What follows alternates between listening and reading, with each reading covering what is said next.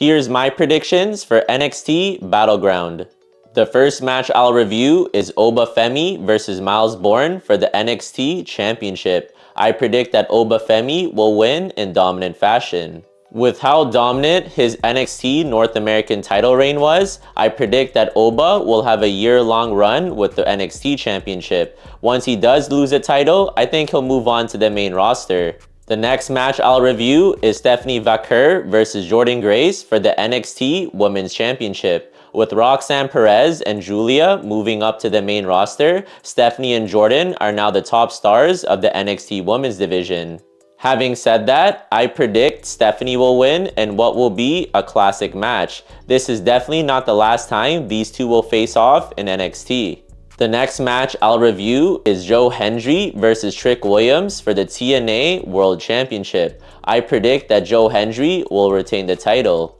There's a chance that Trick wins through countout to make him look strong, but Hendry's TNA's top star and I don't see him losing the title right now. The next match I'll review is Tony D'Angelo versus Channing Stacks Lorenzo. For this match, I have Tony picking up the victory. Both wrestlers have been solid on NXT, and I can definitely see Tony moving up to the main roster. He's a former NXT North American champion, and I can see him having a great singles run on either Raw or SmackDown.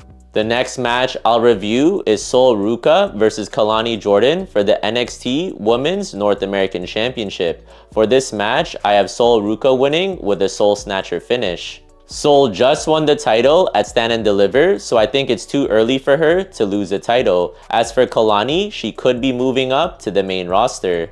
The last match I'll review is the 6-man tag team match. To be honest, I don't know much about this feud. Having said that, I predict that the Culling will win because it seems like their group is getting a push on NXT. Shawn Spears did a great job with the Pinnacle in AEW, so he could be a top star with his new group. Let me know in the comments what are your predictions.